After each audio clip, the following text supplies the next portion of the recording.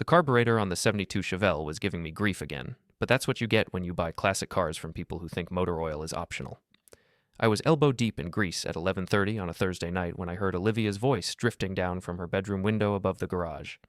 "He's just a friend from the past," Mom says, but she's out every Thursday with him. Dad's completely clueless. I'd lose my mind if I were her. I froze with my wrench halfway to the bolt. Thursday nights.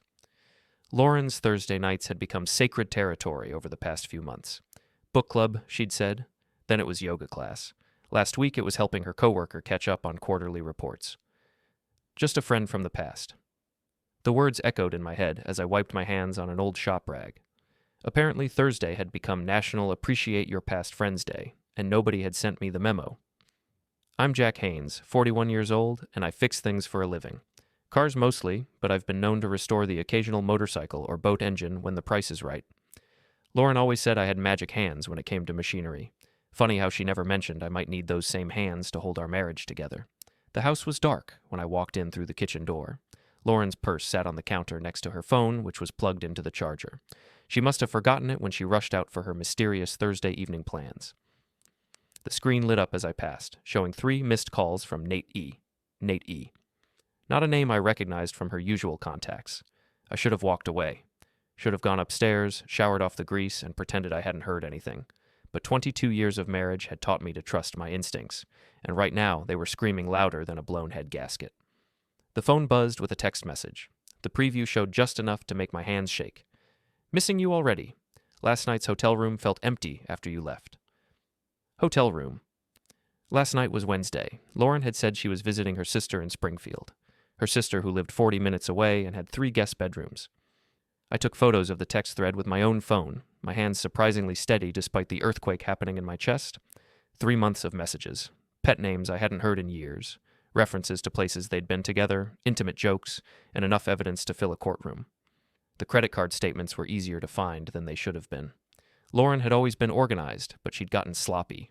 Hotel charges on Thursday nights, expensive dinners at restaurants across town, wine purchases that never made it home, spa treatments that left no visible improvements. Just a friend from the past. I laughed, but it came out bitter and sharp in the empty kitchen. Friends don't usually require hotel rooms and champagne dinners. I spent the next hour documenting everything.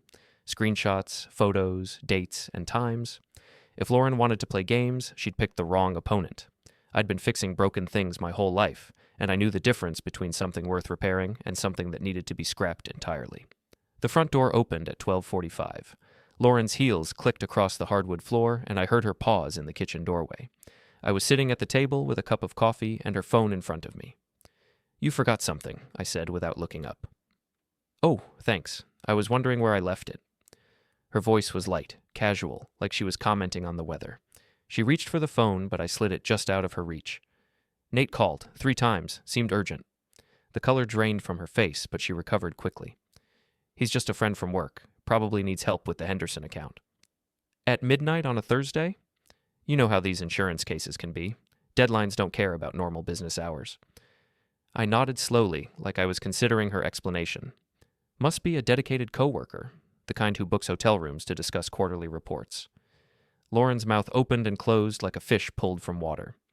"Jack, I can explain. I'm sure you can. You've gotten very good at explaining things lately." I stood up and handed her the phone. "But save it for someone who still believes in fairy tales." She clutched the phone against her chest like a shield. "It's not what you think. What I think is that you've been lying to me for months. What I think is that your Thursday book club has been meeting in hotel rooms across town. What I think is that Nate E. is more than just a friend from the past. Jack, please? Please what? Please pretend I didn't see the messages? Please act like I don't know about the credit card charges? Please keep being the clueless husband while you and your friend laugh about how stupid I am?" Lauren's composure cracked completely. Tears started flowing, and she reached for me like she had 1,000 times before. This time, I stepped back. "I never meant for this to happen. It developed over time. Nate and I have history, and when he started working at the firm..." "Stop." I held up my hand. "Don't make this worse by trying to justify it. You made your choice. You made it every Thursday for 3 months. What do you want me to say?" "I want you to say nothing. I want you to think about what you've done and what it's cost us. And I want you to remember that I've never been as stupid as you hoped I was." I walked toward the stairs, then turned back. Oh, and Lauren? Your friend Nate sounds lonely. Maybe you should invite him over for dinner sometime. I'd love to meet him. The look of terror that crossed her face was almost worth the pain in my chest. Almost. I didn't sleep that night. Instead, I lay in our bed listening to Lauren pace the floor downstairs, her phone buzzing constantly with what I assumed were damage control calls. By morning, I had a plan. It wasn't pretty, and it wasn't kind, but it was fair. If Lauren wanted to play house with her friend from the past, she was about to learn that I could make friends too. Friday morning brought rain and the kind of gray sky that matched my mood perfectly. Lauren had already left for work by the time I came downstairs, but she'd left a note on the kitchen counter. We need to talk. Please don't do anything rash. I love you. I crumpled the note and tossed it in the trash. Love was supposed to mean something. Love wasn't supposed to come with hotel receipts and secret phone calls. Olivia stomped into the kitchen wearing her usual armor of teenage attitude and enough makeup to stock a department store counter. At 17, she'd perfected the art of looking at me like I was something she'd scraped off her shoe. Mom says you're being dramatic about her having friends, she announced while pouring cereal into a bowl. Did she now? She says you're jealous because she's successful and you're still playing with cars in the garage. The words stung because there was just enough truth in them to hurt. Lauren's career had taken off in the past few years, while I'd stayed steady, reliable, and apparently disposable. Your mother's success never bothered me, Liv. Her dishonesty, on the other hand, is a different story. God, you're so paranoid. Not everything is about you, Dad. Ben wandered in as Olivia flounced out. At 15, my son had inherited my tendency to observe more than he spoke. He grabbed an apple from the fruit bowl and studied my face. You okay? I'm fine, buddy. Just working through some things with your mom. She was crying last night. I heard her on the phone with Aunt Tara until like 2 a.m. Tara. Lauren's best friend and the town's unofficial gossip coordinator. If Tara knew about the situation, half the county would know by dinner time. What did you hear? Ben shrugged. Something about you finding out and how she needed to control the narrative. Whatever that means.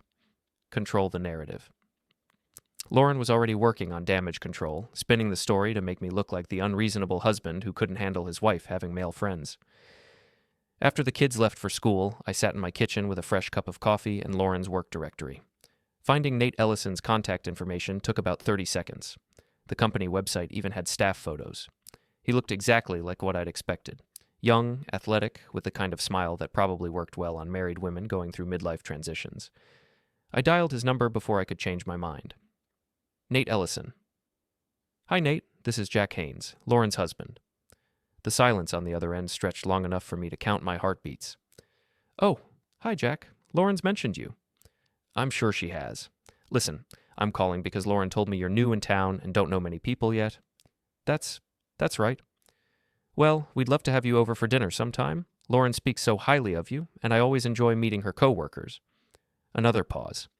That's very kind, but I wouldn't want to impose. No imposition at all. In fact, why don't you come stay in our guest room this weekend? Lauren mentioned you're between apartments right now. What? Our guest room is just sitting empty, and it seems silly for you to pay hotel rates when we have the space. Lauren would love to show you around town, and I could use the company. Gets lonely rattling around this big house. I'm not sure that's a good idea. Why not? You're Lauren's friend, which makes you family as far as I'm concerned. How about you come by tonight around 6? I'll cook something special. The panic in his voice was almost audible. Jack, I think there might be some misunderstanding. No misunderstanding at all. Lauren's always talking about how important friendship is. I figure it's time I got to know her friends better. I hung up before he could respond. Then I called Lauren's office. Lauren Haynes's line. Hi, this is Jack. Is she available? She's in a meeting, but I can take a message. Just tell her that I invited Nate to stay in the guest room this weekend. She'll understand. The receptionist's voice got careful. I'm sorry, did you say Nate? Nate Ellison, her coworker. Tell her I'm making my famous pot roast tonight, and he should come by around 6. I could practically hear the gossip wheels turning. I'll give her the message. Thanks. Oh, and tell her I'm looking forward to finally meeting her friend from the past. My phone rang within 5 minutes. Jack, what are you doing? Making dinner plans? You always said I should be more social. You can't invite Nate to stay here. It's inappropriate. Why? He's your friend, isn't he? Just a friend from the past who happens to need a place to stay? Jack, please. Think about what you're doing. I am thinking. I'm thinking about how lonely Nate must be, staying in all those hotel rooms. I'm thinking about how nice it would be to have a friend around the house. I'm thinking about how much you must miss him on the nights when you're stuck at home with your boring husband. Stop this. Stop what? Being hospitable? You taught me that, remember? Always make guests feel welcome. He's not coming. Actually, he is. I already invited him, and it would be rude to uninvite him now. What would people think? Lauren's breathing was sharp and fast. Jack, I'm begging you, don't do this. Do what? Cook dinner for your friend, share our home with someone you care about? I thought you'd be happy. You're trying to humiliate me. I'm trying to understand why my wife needs hotel rooms to maintain friendships. Maybe having Nate here will help clear things up? The line went quiet for so long I thought she'd hung up. Jack, I'm here. What do you want? I want the truth. I want to know how long you've been lying to me. I want to know if our marriage means anything to you at all. Of course it means something. You mean everything to me? Funny way of showing it. I made a mistake. A huge, terrible mistake. But it doesn't have to ruin everything. You're right. It doesn't have to ruin everything. It already has. I hung up and started planning the menu. If Lauren wanted to play happy family with her friend from the past, I was going to give her exactly what she asked for. The afternoon crawled by while I prepared for our dinner guest. I cleaned the guest room, put fresh sheets on the bed, and even set out towels and soap like we were running a bed and breakfast. The pot roast went in the oven at 3, filling the house with the kind of warm, homey smell that Lauren used to say made her fall in love with me all over again. At 5:30, I heard a car in the driveway. Through the kitchen window, I watched Nate Ellison sit in his BMW for a full minute before finally getting out. He looked like a man walking to his own execution. I opened the front door before he could knock. Nate, come in, come in. I've been looking forward to this all day. He was taller than I'd expected, with a kind of build that came from expensive gym memberships rather than actual work. His handshake was firm but sweaty. Jack, I appreciate the invitation, but I'm not sure I should stay. Nonsense. Lauren's told me so much about you. Come on, let me show you to your room. I led him upstairs, chatting about the weather and the house like we were old friends. The guest room looked perfect. Comfortable, welcoming, and right across the hall from the bedroom I shared with his girlfriend. This is really generous, but no buts. You're Lauren's friend, which makes you family. Besides, I could use the company. Gets quiet around here during the week. During the week? Yeah, Lauren's been working late a lot lately, Thursdays especially. Must be busy at the office. Nate's face went pale. Right, busy. Well, get settled in. Dinner's almost ready, and Lauren should be home any minute. I left him standing in the guest room looking like he'd rather be anywhere else on earth. Downstairs, I set the table for 3 and opened a bottle of wine. The same brand I'd found on Lauren's credit card statements. Lauren's car pulled into the driveway at exactly 6:15. I watched through the window as she sat in her sedan, probably working up the courage to face whatever was waiting inside. When she finally came through the front door, she looked like she'd aged 5 years since morning. Smells good in here, she said carefully. Pot roast. Nate's favorite, I hope. Where is he? Upstairs getting settled. I put him in the guest room like we discussed. We didn't discuss anything. You ambushed me. I invited your friend for dinner. I thought you'd be pleased. Footsteps on the stairs announced Nate's arrival. He'd changed into khakis and a polo shirt, like he was trying to look as unthreatening as possible. Lauren turned toward him, and I saw something pass between them that had nothing to do with quarterly reports or work deadlines. Hi, Lauren. Nate, I didn't know Jack had invited you. Surprise, I said cheerfully. I figured it was time I met the famous Nate. Lauren talks about you constantly. She does? Oh, yes. Nate this, Nate that. Sometimes I feel like I know you better than I know some of my own friends.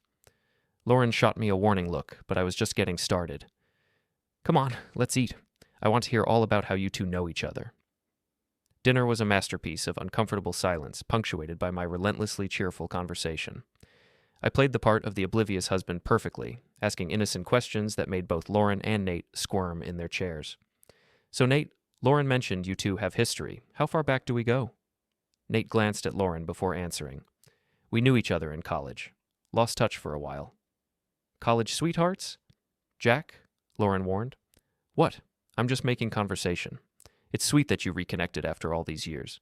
What are the odds of ending up at the same company? Pretty slim, Nate admitted. Must have been fate. I raised my wine glass.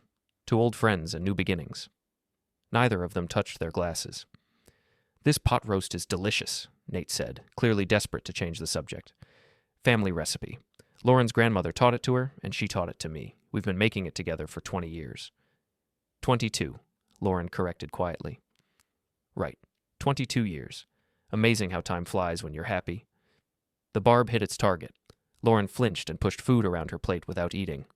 So, Nate, what do you do for fun around here? Besides work, I mean. I haven't really had time to explore much. Well, you'll have to let Lauren show you around. She knows all the best spots, the nice restaurants, the quiet little places where you can talk without interruption. Jack, stop. Stop what? I'm being friendly. Nate's our guest. I turned back to Nate with my biggest smile. Lauren's probably told you about her Thursday night activities. Book club, yoga, that sort of thing. Very cultured, my wife. Nate's fork clattered against his plate. Actually, I should probably head home after dinner. I don't want to impose. Impose? You're not imposing at all. In fact, I insist you stay. Lauren would never forgive me if I let her friend leave without proper hospitality. Really, I have an early morning. So do we all. That's what coffee's for. Lauren stood abruptly. I need some air. She walked out to the back porch, leaving Nate and me alone at the table.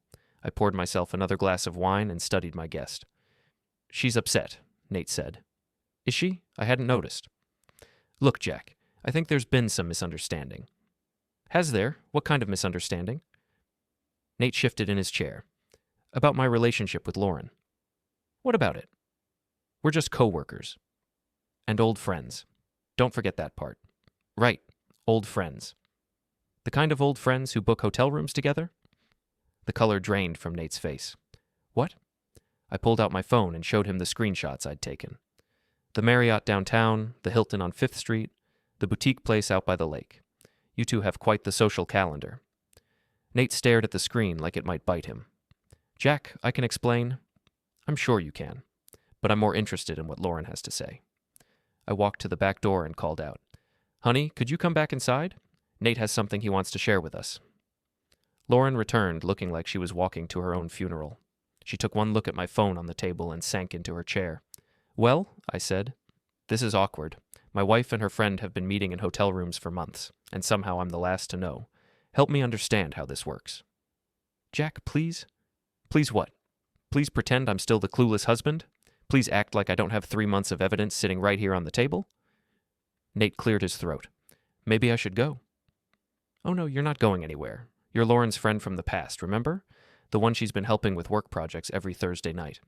I want to hear all about these projects. Stop torturing him, Lauren said. If you want to be angry at me. I am angry at you, but I'm also curious about him. What kind of man pursues a married woman? What kind of friend helps destroy a family? Nate's jaw tightened. It wasn't like that. What was it like? It just happened. We didn't plan it. You didn't plan to book hotel rooms? Those reservations made themselves? We tried to stay away from each other. Clearly you didn't try very hard. Lauren slammed her hand on the table. Enough. You want the truth? Fine. Yes, I've been seeing Nate. Yes, I lied about where I was going. Yes, I betrayed our marriage. Are you happy now? Ecstatic. How long? 3 months. Just 3 months, or 3 months since you got careless with the evidence? Lauren's silence was answer enough. I see. So this has been going on longer than 3 months. How much longer, Lauren? Does it matter? It matters to me. How long have you been making a fool of me? I never meant to hurt you. But you did. Every Thursday night, every lie, every time you came home from him and pretended to love me, you hurt me. Tears started flowing down her cheeks. I do love you. You have a strange way of showing it.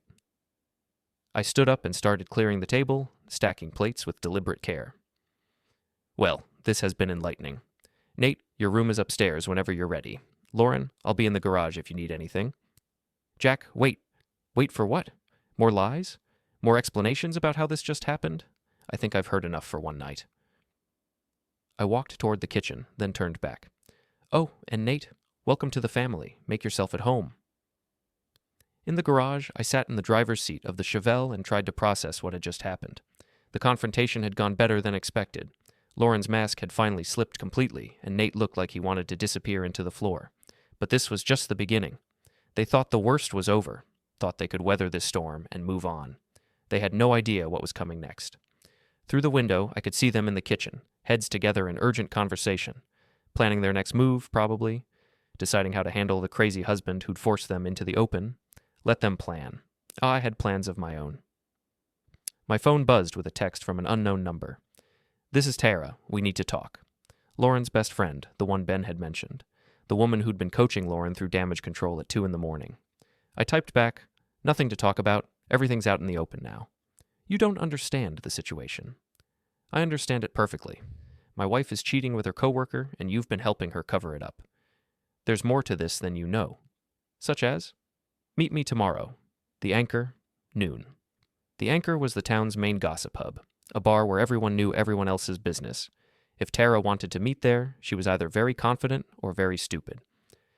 "See you then." I put the phone away and went back to work on the Chevelle. Some things could be fixed with the right tools and enough patience. Others were too far gone to save. The question was figuring out which category my marriage fell into. Saturday morning brought sunshine and the sound of hushed voices from the kitchen. I'd spent the night on the couch in my office, partly to avoid the awkwardness upstairs and partly to let Lauren and Nate stew in their own discomfort. When I walked into the kitchen at 7, I found Nate sitting at the table with a cup of coffee and the expression of a man who hadn't slept. Lauren was at the stove making eggs, playing house with her boyfriend in our kitchen. "Morning," I said cheerfully. "Sleep well?" Nate mumbled something that might have been fine, while Lauren kept her back to me. "Eggs for everyone? How domestic. Just like a real family." "Jack, don't." "Don't what?" "Appreciate the scene? My wife cooking breakfast for her boyfriend in our kitchen while I sleep on the office couch. It's very modern." I poured coffee and sat across from Nate. "So, what's the plan for today? Sightseeing? Maybe a romantic walk through the park?" "I'm leaving," Nate said quietly. "Leaving? But you just got here. Lauren would be heartbroken." "This isn't working." "What isn't working? The guest room too small? Bed not comfortable enough?" Lauren turned around, her face streaked with tears. "Stop being cruel." "Cruel? I'm being hospitable. I invited your friend to stay, and now I'm making conversation. Would you prefer I throw him out?" "I'd prefer you stop playing games." "Games? Like the game where you pretend to go to book club while you're actually in hotel rooms with him? That kind of game?" Nate stood up. "I should go." "Sit down," I said, and something in my voice made him freeze. "We're not done talking."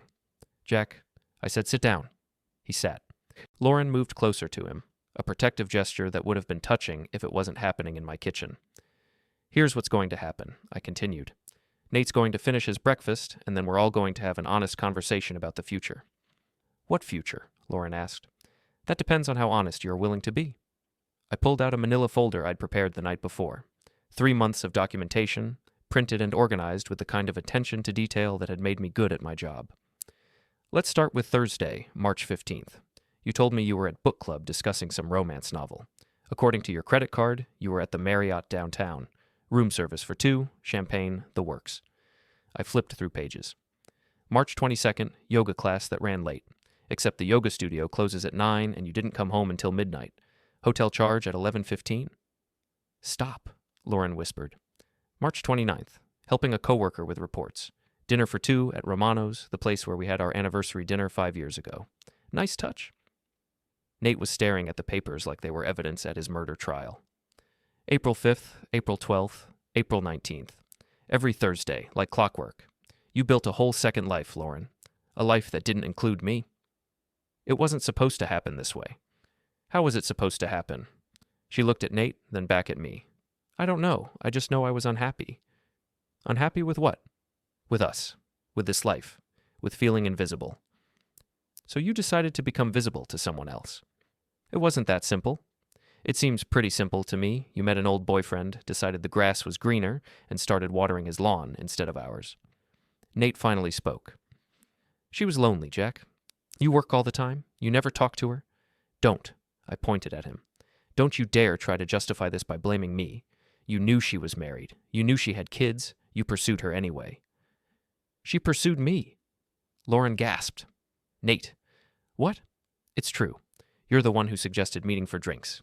You're the one who booked the first hotel room." "You son of a—" Lauren started. "Interesting," I interrupted. "So Lauren was the aggressor. Good to know." "That's not what he meant," Lauren said quickly. "Isn't it? Nate seems to think you chased him. Is that true, honey? Did you hunt down your old college boyfriend and seduce him? It wasn't like that. Then what was it like? Because I'm getting two different stories here. The kitchen fell silent except for the hum of the refrigerator and the sound of Lauren crying. Nate looked like he wanted to crawl under the table. You know what the funny thing is? I said. I might have understood if you'd just been honest. If you'd come to me and said you were unhappy, that you wanted something different, we could have talked about it. We could have tried counseling or separation or whatever you needed. Would you have listened? We'll never know, will we? Because you decided to lie instead. I closed the folder and stood up. I'm meeting Tara at noon. She says there's more to the story that I don't understand. Care to enlighten me before I hear it from her? Lauren's face went white. You talked to Tara? She texted me last night. Wants to have a conversation about the situation. Jack, don't trust her. Why not? She's your best friend, your confidant, the one you called at 2 a.m. for damage control. She's not what you think. What is she? Lauren looked at Nate, who was suddenly very interested in his coffee cup. Lauren, what is Tara? She encouraged this, the thing with Nate. Encouraged how? She said I deserved better, that I was wasting my life with someone who didn't appreciate me. And you believed her? She made it sound so reasonable, like I had a right to be happy. You do have a right to be happy. You also have a responsibility to be honest. I grabbed my keys from the counter. I'm going to hear what Tara has to say. When I get back, I want both of you gone. Jack, wait. Gone, Lauren. Pack whatever you need and go stay with your friend, both of you. This is my house, too. Not anymore, it isn't. I walked out before she could respond, leaving them to figure out their next move. The anchor was only 10 minutes away, but I took the long route, trying to prepare for whatever revelation Tara had planned. The bar was busy for a Saturday afternoon, filled with the usual crowd of locals, nursing beers and trading gossip. Tara was waiting in a corner booth, looking like she'd dressed for a job interview rather than a casual conversation. Jack, she said as I sat down, thank you for coming. Let's skip the pleasantries, so what do you want to tell me? She signaled the bartender for 2 drinks. You're angry. I understand that. Do you? You feel betrayed, humiliated, like your whole marriage was a lie. Are you going to tell me something I don't know, or are we just reviewing the obvious? Tara leaned forward. What if I told you this whole thing was my idea? I stared at her. What? The affair. Nate. All of it. I orchestrated the whole thing. Why would you do that? Because you destroyed my life 15 years ago, and I've been waiting for the chance to return the favor. The pieces started falling into place. 15 years ago, I'd reported Tara to the state real estate board for ethics violations. She'd been pressuring elderly clients to sell their homes below market value, then flipping them for huge profits. The investigation had cost her license and her reputation. You remember now, she said, seeing the recognition in my eyes. You were stealing from old people. I was making a living. You cost me everything. You cost yourself everything by being a crook. And now I've cost you everything by being patient. She pulled out her phone and showed me a series of text messages. Plans to introduce Lauren and Nate. Strategies for encouraging the relationship. Step-by-step instructions for destroying my marriage. I spent 2 years setting this up. Finding Nate, getting him hired at Lauren's company, arranging their first meeting. I played the supportive friend while I fed Lauren's dissatisfaction and pushed her toward him. You manipulated her. I gave her what she wanted, the excitement, the attention, the feeling of being desired. You were so busy with your cars and your quiet little life that you never noticed she was starving for something more. So you fed her to him. I fed her the idea that she deserved better, that she was too good for a grease monkey who would rather spend time with engines than with his wife. The words hit harder than I expected, because, again, there was truth in them. The beautiful part, Tara continued, is that she thinks it was all her choice. She has no idea I've been pulling strings from the beginning. Why tell me this? Because I want you to know. I want you to understand that your marriage didn't just fall apart. It was murdered. By me. I sat back in the booth, processing the magnitude of what she'd done. You destroyed 3 lives just to get back at me. 4 lives. Don't forget the kids. You're sick. I'm thorough and patient and very, very good at revenge. She finished her drink and stood up. Give Lauren my regards. Tell her I said congratulations on finally finding the courage to leave you. Does she know about your involvement? Of course not. As far as she knows, I'm the supportive friend who just wants her to be happy. Tara walked away, leaving me alone with the wreckage of everything I'd thought I understood. My marriage hadn't died from neglect or incompatibility. It had been systematically poisoned by someone I'd trusted, someone who'd spent years planning this moment. The drive home felt like a funeral procession. Lauren's car was gone from the driveway, along with Nate's BMW. The house felt hollow and strange, like a museum of my former life. On the kitchen table, I found a note. Staying at the Marriott downtown until we figure things out. The kids are at my sister's. We need to talk when you're ready. I'm sorry for everything. L. I crumpled the note and threw it away, just like I'd done with her apology the day before. Some things couldn't be fixed with sorry. Some betrayals cut too deep for apologies to reach. But now I knew the truth. Lauren had been manipulated, used as a weapon against me by someone who'd nursed a grudge for 15 years. The question was what to do with that information. I could tell Lauren the truth, expose Tara's manipulation, and try to salvage what was left of our marriage. Or I could let them all live with the consequences of their choices. As I sat in my empty house, surrounded by the ghosts of 22 years of marriage, I realized there was a third option. One that would give everyone exactly what they deserved. If Tara wanted to play games of revenge, she was about to learn that she wasn't the only one who could be patient and thorough and very, very good at making people pay for their mistakes. The war was just beginning. Sunday morning arrived with the kind of silence that only comes from an empty house. No footsteps overhead, no coffee brewing, no familiar sounds of a family getting ready for the day. Just me and the echo of my own breathing in rooms that suddenly felt too big. I made coffee and sat at the kitchen table with my phone and laptop, planning the next phase of what Tara had started. She thought she was the master manipulator, the patient architect of revenge. She had no idea what she'd unleashed. The first call was to Lauren's sister in Springfield. Hi, Carol, it's Jack. Jack, I was wondering when you'd call. Lauren told me there were some problems, but she was pretty vague about the details. Problems is one way to put it. Are the kids okay? They're confused and upset, but they're okay. Olivia's angry at everyone, and Ben's not talking much. Pretty normal for a situation like this.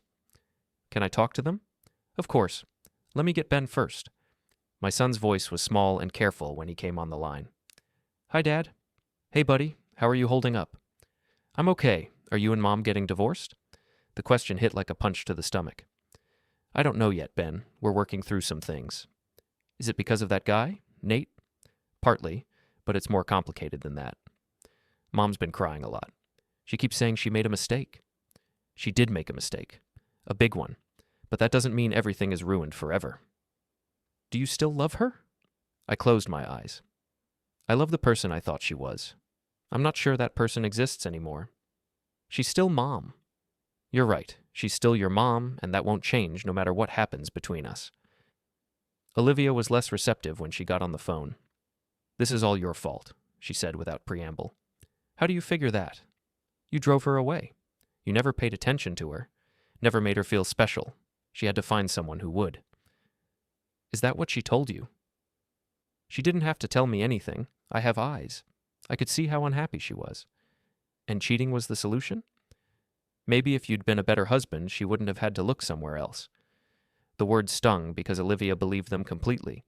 In her 17-year-old mind, I was the villain who'd failed to appreciate her mother. She had no idea about Tara's manipulation or the careful orchestration of our family's destruction. Liv, there are things about this situation that you don't understand. Like what? Like the fact that your mother's best friend has been planning this for years. Like the fact that none of this happened naturally. What are you talking about? Ask your mom about Tara's involvement. Ask her how many of her decisions were really her own. You're being paranoid. Am I? Ask her, Olivia. Ask her about the conversations they had, the advice Tara gave her, the way she was encouraged to pursue this relationship. The line went quiet for a moment. Even if that's true, it doesn't excuse how you treated her. You're right, it doesn't. But it explains a lot about why we ended up here. After I hung up, I spent an hour researching Tara's current business dealings. She'd rebuilt her real estate career under a different company name, but she was still cutting corners and bending rules. Some things never changed. By noon, I had enough information to cause her significant professional damage. But that wasn't enough. She'd spent years destroying my family. I was going to spend the next few weeks returning the favor. The plan started with a simple phone call to Nate's gym. He'd mentioned being a part-time trainer there, and I'd done enough research to know which one. Hi, this is Jack Haynes. I'm calling about Nate Ellison. What about him? I understand he works there as a trainer. I wanted to let you know that he's been having an inappropriate relationship with a married client. Her husband found out, and there might be some legal issues. Legal issues? The husband is considering a lawsuit for alienation of affection. Nate's been meeting this woman in hotel rooms, and there's documentation of their activities. I thought you should know in case it affects his employment there. I thank you for letting us know. Just thought you'd want to protect the gym's reputation.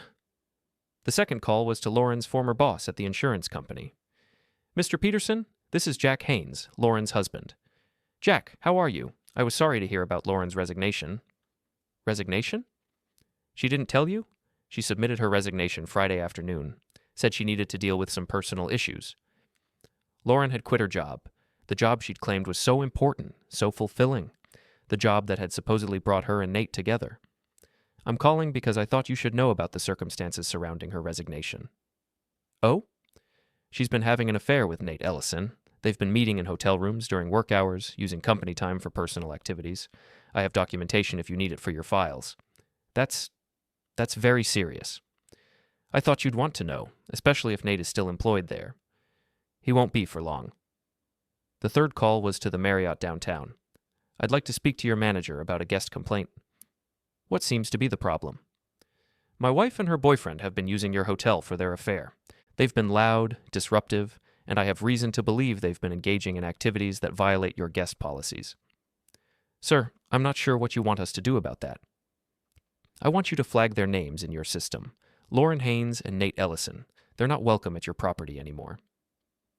It was petty, but it felt good. By evening, I'd made similar calls to every hotel they'd used, every restaurant they'd visited, and several other businesses around town. Word travels fast in a small community, and by tomorrow, everyone would know about Lauren's affair and Nate's involvement. But I was just getting started. Monday morning brought a knock at my door. Lauren stood on the porch looking exhausted and desperate. Can I come in? It's still your house, too, for now. She followed me to the kitchen where I was eating breakfast and reading the newspaper like it was any other morning. Nate lost his job, she said. Did he? And his training position at the gym. Unfortunate. Jack, what did you do? I looked up from the paper. I told the truth. Amazing how much damage the truth can do when people finally hear it. You're destroying his life. I'm not destroying anything. I'm just making sure people know who they're dealing with. He didn't deserve this. What did he deserve? A medal for breaking up a marriage? A reward for helping you lie to your family for months? Lauren sat down across from me. I know you're angry. Angry doesn't begin to cover it. But taking it out on him won't fix anything. You're right, it won't fix anything. But it makes me feel better. This isn't like you. You don't know what I'm like anymore, Lauren. You stopped paying attention to who I was a long time ago.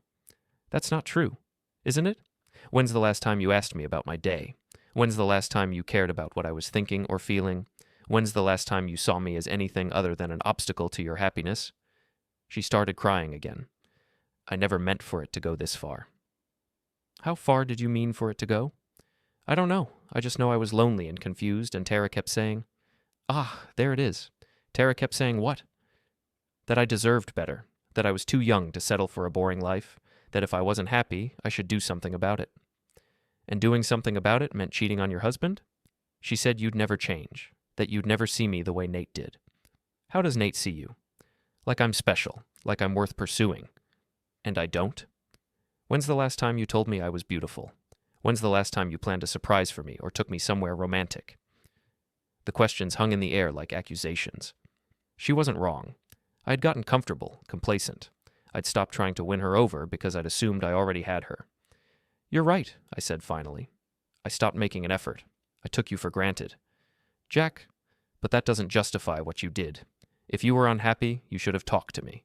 If you wanted romance, you should have asked for it. You don't get to destroy our marriage and then blame me for not reading your mind. I tried to talk to you. When? When did you try to talk to me about being unhappy? She was quiet for a long moment. I dropped hints. Hints aren't conversations, Lauren. Hints are passive-aggressive ways of avoiding real communication. I was scared. Of what? Of your reaction. Of having to admit I wasn't happy. Of facing the possibility that we might not be able to fix things. So instead, you decided to blow everything up. I decided to feel alive again. The honesty in her voice caught me off guard. For the first time since this started, she wasn't making excuses or shifting blame. She was just telling the truth. And how does it feel now? Being alive? Terrible. Empty. Like I traded everything real for something that was just an illusion. Nate was an illusion? The whole thing was an illusion. The excitement, the romance, the feeling of being desired. It was all built on lies and sneaking around. When you forced it into the open, it all fell apart. So what now? I don't know. I was hoping you might have some ideas. I studied her face, looking for signs of the woman I'd fallen in love with 22 years ago. She was still there, underneath the guilt and the exhaustion and the consequences of her choices. There's something you need to know about Tara, I said. What about her? She orchestrated this whole thing, the affair, the encouragement, all of it. She's been planning to destroy our marriage for years. Lauren's face went pale. That's impossible. I told her about my conversation with Tara, about the real estate board incident 15 years ago, about the text messages and the careful manipulation. With each detail, Lauren looked more stricken. She used me, she whispered. She used all of us. You, me, Nate, even the kids. We were all just pieces in her revenge game. I can't believe I was so stupid. You weren't stupid. You were vulnerable, and she exploited that. Lauren put her head in her hands. What have I done? You made choices. Bad choices, but choices nonetheless. The question is what you want to do now. I want to fix this. I want to fix us. I don't know if we can be fixed. But you want to try? I looked at her sitting at our kitchen table, broken and desperate and finally honest.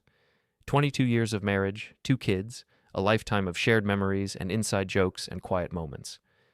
Was it worth trying to salvage? I want to try, I said, but there are conditions. Anything. First, no more contact with Nate, ever, for any reason. Done. Second, no more contact with Tara. She's poison, and she's not welcome in our lives anymore. Agreed. Third, marriage counseling. Real counseling, not just talking to friends or family. Yes. And fourth, complete transparency. Passwords, phone records, schedules, everything. You don't get to have privacy anymore. You lost that right when you decided to cheat. I understand. Do you? Because this isn't going to be easy. I don't trust you anymore, Lauren. I love you, but I don't trust you. It's going to take a long time to rebuild that. I know. And I'm not going to pretend this didn't happen.